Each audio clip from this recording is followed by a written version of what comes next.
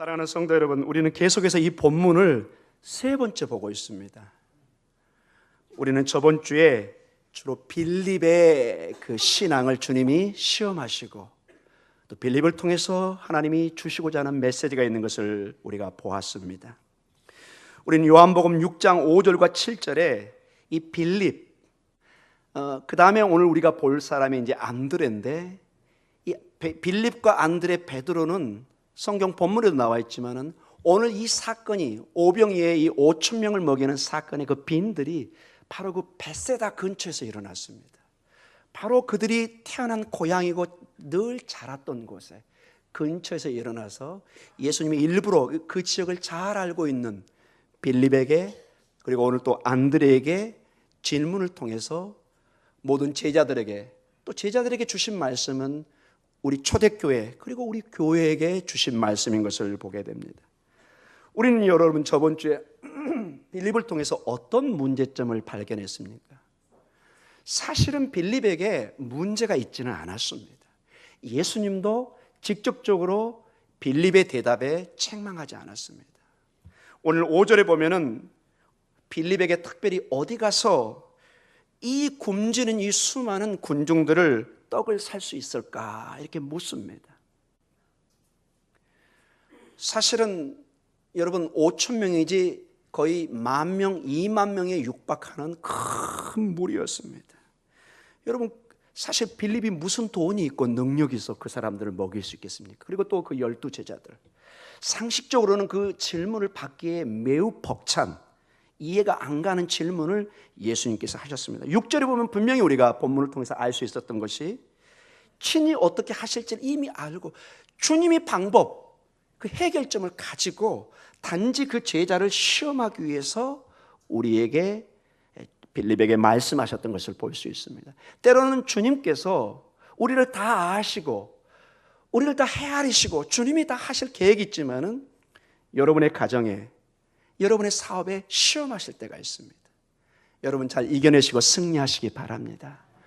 끝까지 믿음의 눈을 주여 앞에 고정시키고, 나는 할 수 없고 나는 해결할 수 없는 그런 문제지만 주님이 계획을 가지고 반드시 합력하여 선을 이루시며 30배, 60배, 100배의 열매를 맺힐 것을 여러분 믿으셔야 됩니다. 마치 우리의 자녀들이 100% 우리 부모님을 신뢰하듯이 우리는 우리 하나님을 신뢰하지 않으면 누구를 신뢰할 수 있겠습니까? 그러나 7절의 빌립의 대답은 지극히 상식적이고 지극히 현실적인 계산기적인 대답을 합니다. 200데나리온이 필요한데 그 돈을 갑자기 어디서 구합니까? 한 데나리온이 일꾼의 하루 품삯이었습니다. 얼추 잡아서 거의 6개월 반년치의 월급입니다. 큰 돈입니다. 그 돈이 있어도 지금 다 먹일까 말까 하는. 그러나 이 빌립의 대답에 우리 주님께서는 무건의 도전을 주고 있는 것입니다. 빌립아, 지금 너는 누구 앞에 네가 서 있는가를 봐야 된다. 너는 보지 않았느냐? 가나에서 물이 포도주로 변하는 걸 너는 보지 못했느냐? 여러분 그 다른 성경에 보면 거기에 6 항아리가 나옵니다. 실제 여러분이 성지순례 가서 항아리를 보면 굉장히 큰 항아리입니다. 이게 상당수의 사람이 먹을 수 있는 양입니다. 6 항아리면은 우리 성도들 다 먹고도 남는, 훨씬 남는 큰 양입니다. 최고의 양질의 포도주가 주의 말씀으로 물을 부었는데 변하는 사건을 제자들은 알고 있습니다. 4장 하반부에 왕의 신하의 아들이 막 죽어갑니다. 대개 그것을 열병으로 그 당시 간주를 합니다. 이거는 어떤 의사도 약으로 치료할 수 없는, 오죽 급했으면은 이 왕의 신하가 막 뛰어옵니다. 거의 한 35km 정도를 여러분, 쉽지 않습니다. 여러분. 옛날에 다 걸어 다녔다고 하지만은 여러분 20km, 30km를 뛰어온다. 거의 목숨을 내놓는 것입니다. 자식을 살리기 위해서. 주님의 말씀으로 살리십니다. 여러분 아멘입니다. 주님이 아십니다. 그리고 더 급한 38년을 베데스다 연못에서 어쩌든지 물이 동할 때 낳기 위해서 몸부림쳤지만 38년을 낳지 못했습니다. 사실 그 베데스다 연못 자체는 희망이 있습니까 없습니까? 없다는 것입니다. 38년이라는 건 그의 전 인생이 질병 속에 고통 속에 있었다는 뜻입니다. 주님의 말 한마디에 한순간에 그는 일어나 걸어가는 치료의 역사가 있었습니다. 그 옆에 누가 있었죠? 제자들이 있었습니다. 그 옆에 빌립이 있었고 안드레가 있었습니다. 그런데 오늘 이러한 5천 명의 군중 앞에서, 아니 10,000명의 사람 앞에서 떡을 어디서 사서 다 먹일까 할 때 당장 그 능력이 주님이 보이는 것이 아니라 나의 능력, 나의 연약함, 나의 그 가난함, 나의 부족함만 보면서 앞이 캄캄한 것입니다. 그리고 주님, 이 많은 사람을 저희가 어떻게 다 사서 먹입니까? 지극히 현실적입니다. 지극히 상식적입니다. 맞습니다, 그것이. 그러나 때로는 여러분의 삶에 우리의 상식으로, 우리의 노력으로 할 수 없는 것이 많이 경험됩니다. 때로는 그것이 질병일 수도 있고, 가정의 문제일 수도 있고, 우리의 사업일 수도 있고, 이리 뛰고 저리 뛰고 동분서주하지만은 도저히 답이 보이지 않을 때, 여러분 그때는 주님이 말씀하십니다. 엎드려야 하는 때이니라. 총알이 날라오고 화살이 날라올 때는 엎드려야 됩니다. 그저 서서 있으면 맞아 죽는 것입니다. 사랑하는 성도 여러분, 어떤 위기와 어떤 어려움 속에 우리의 최대의 무기는 주님 앞에 엎드리는 것을 잊지 마시기 바랍니다. 이게 세상의 가장 미련한 방법입니다. 십자가의 도가 정말로 세상 사람들에게 미련한 거지만 구원을 얻는 우리에게는 하나님의 능력이 될 줄 믿습니다. 기도는 신비입니다. 그 순간에 주님이 우리에게 시험하십니다. 그 위기 상황 속에서 어떤 것을 의지할지. 세상은 당연히 세상을 의지합니다. 여러분과 저는 2000년의 믿음의 선진처럼 주님 앞에 엎드려 답을 찾는 믿음의 선진들이 되시기를 간절히 축원합니다. 여기 앞에 있었던 우리 자녀들, 딸들, 부모에게 그걸 배워야 됩니다. 자녀들은 여러분의 삶 속에 여러분이 위기 때 어떻게 행동하는 걸 안 보는 것 같지만 다 보고 있습니다. 여러분의 아내와 남편, 자식은 속일 수 없습니다. 아무리 내가 교회에 가서 위대한 믿음의 행세를 하지만 여러분의 아내와 여러분의 남편, 여러분의 자식은 속일 수 없습니다. 진실한 여러분의 눈물의 기도, 위기 앞에, 어려움 앞에, 주님 앞에 엎드리는 이러한 모습을 보여주시기 바랍니다. 이것은 무엇과 바꿀 수 없는 위대한 믿음의 유산이 되는 것입니다. 자녀들은 그 위기 속에서 세상에 의지하지 않고 세상에 헤매는 것이 아니라 그 시간에 주님 앞에 엎드려 주님으로부터 답을 찾고, 답을 찾을 때까지 마치 야곱이 저 야복 강가에서 하나님의 천사가 축복하지 않으면 나는 절대로 당신을 놓지 않겠습니다. 그의 허벅지가 쳐서 정말 다리가 이그러질 정도로, 그러나 하나님의 축복을 기다리며 갔던, 여러분 그러한 믿음은 여러분 본받으시기 바랍니다. 믿음에는 욕심이 있어야 됩니다. 에서처럼 그저 경홀히 여기면서 그까짓 건 나 그래도 충분히 세상에 살 수 있는데, 여러분 하나님의 복은 그까짓 것이 아닙니다. 여러분의 삶과 죽음이 거기서 결정되는 것입니다. 여러분 나중에 이제 운명 앞에 섭니다. 마지막 운명이 뭐죠? 여러분과 저? 이거 여러분 피할 수 있는 사람 혹시 계신가요? 어제인지 오늘인지 아무도 모릅니다. 그것은 저도 모릅니다. 그때 오직 주님 앞에 엎드리는 믿음만이 우리를 살릴 수 있는 줄 믿습니다. 여러분 아직 시간이 있을 때, 하나님의 충만한 은혜가 있을 때 늘 하나님 앞에 엎드리는 법을 배우시기 바랍니다. 오늘 빌립이 그것을 우리에게 도전을 주고 있는 것입니다. 안드레는 그러면 어떤 도전을 줄까요? 우리 8절과 9절을 오늘 이 본문을 보면서 은혜를 나누기를 원합니다. 우리 요한복음 6장 8절과 9절을 다시 한번 읽도록 하겠습니다. 같이 읽습니다. 제자 중 하나 곧 시몬 베드로의 형제 안드레가 예수께 여짜오되 여기 한 아이가 있어 보리떡 5개와 물고기 2마리를 가지고 있나이다. 그러나 그것이 이 많은 사람에게 얼마나 되겠사옵나이까. 아멘.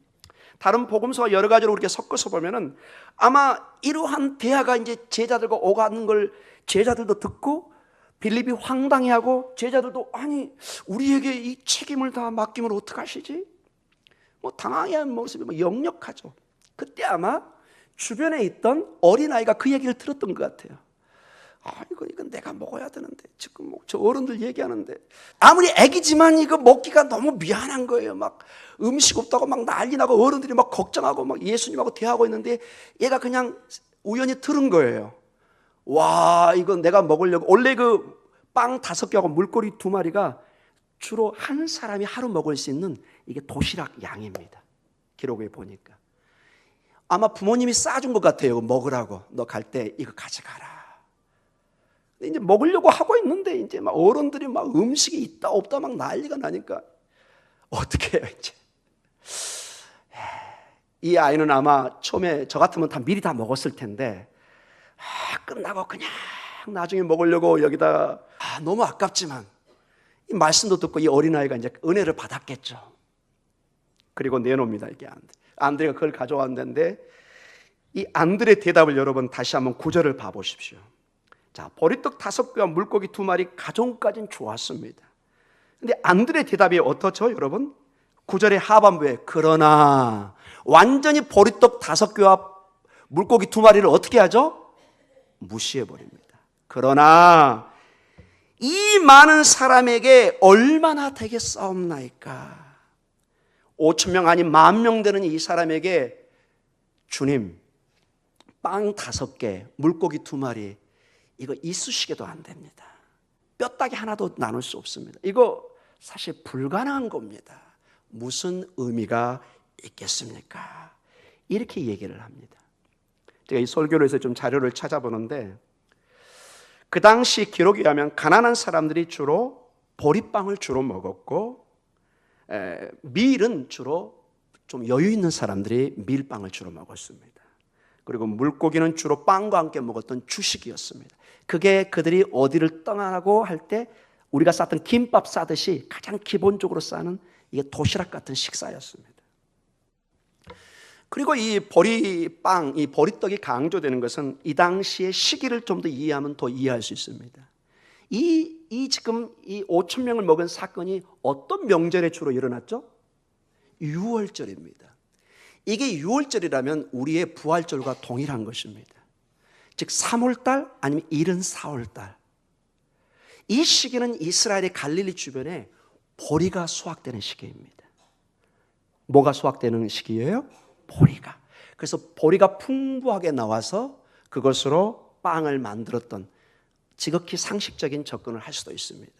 이 보리 수확이 끝나고 나중에 한 달 후쯤에 이제 밀 농사가 시작됩니다. 자, 그런 가운데 이 본문을 보면은 오늘 이 어린아이가 보리떡 5개와 물고기 2마리를 가져온 것을 우리가 훨씬 쉽게 짐작할 수 있습니다. 그리고 이 고기도 작은 고기입니다. 큰 고기가 아니라 고고학적으로 이렇게 보면은 작은 고기를 이렇게 마치 우리가 멸치 말리듯이 말려가지고 식사 대용으로 썼던 것을 알 수 있습니다. 자, 그래서 여러분 빌립은 초점이 주로 엄청난 숫자에 초점을 맞춰서 너무 많이 돈이 들어간다는 것입니다. 주님, 이건 불가능합니다. 200데나리온도 부족합니다. 안드레는 초점이 지금 그가 들고 있는 그 음식, 그 도시락 음식, 이 음식이 너무 부족하다는 거예요. 좀 있습니다. 물론 이 애가 가져온 빵 5개, 물고기 2마리가 있긴 하는데 이게 도대체 무슨 끼니가 되겠습니까? 하루 종일 굶주리는 이 사람들에게 어떤 도움이 되겠습니까? 주님, 이거는 불가능한 것 아닙니까? 이렇게 안드레가 얘기하고 있는 것입니다. 본인이 가지고 있는 지금 그 보리떡 5개와 물고기 2마리가 너무 초라하게 보이는 것입니다. 자, 안드레의 상황은 그가 가진 것을 뭐하게 생각한다고요? 너무너무 작고 쓸모없다고 생각합니다. 주님, 이것은 또한 주님의 일에 도움이 안 될 것입니다. 이거 가지고 제대로 한 사람이라도 제대로 먹을 수 있겠습니까? 보니까 이 얘만 좀 참고 나머지 다 미리 다 먹어버리고 지금 사실은 더 이상 빵이나 고기를, 물고기를 구할 수도 없습니다. 주님, 저희들에게 이런 질문을 하는 것 자체가 너무 당황스럽습니다. 이런 대답을 하고 있는 것입니다. 그래서 안드레도 빌립처럼 지극히 현실적이고 상식적인 눈으로 보는 것입니다. 실제로 불가능한 것입니다. 우리의 삶에 이런 것들이 많습니다. 우리의 재능, 우리의 물질, 우리의 환경, 우리의 시간 매우 초라해 보입니다. 이것 가지고 무슨 우리 교회에 도움이 될까? 이 일을 도와주려고 하다가 여러분 가끔 고민하죠. 나 같은 사람 이거 컵 하나 들기도 힘든데 집에 가서 그냥 쉬자 이런다든지 내가 가면 오히려 불편만 줄 텐데. 사랑하는 성도 여러분, 오늘 초점은 우리가 가진 것을 초라하게 봅니다. 미미한 것으로 보고 있다는 것입니다. 그런데 여러분, 다시 한번 빌립처럼 주님은 무언에 도전을 하고 있습니다. 안드레야, 네가 지금 대화하고 서 있는 맞은편에 있는 사람이 누군가를 너는 알지 못하느냐. 아무리 미미한 것이지만 하나님은 이것을 풍성하게 만들 수 있는 능력의 하나님인 것을 잊지 마시기 바랍니다.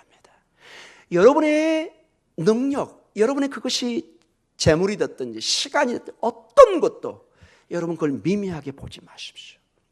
여러분의 가정에 우리는 너무 가난해, 너무 힘들어, 우리 교회는 너무 연약해, 우리 교회는 너무 희망이 없어.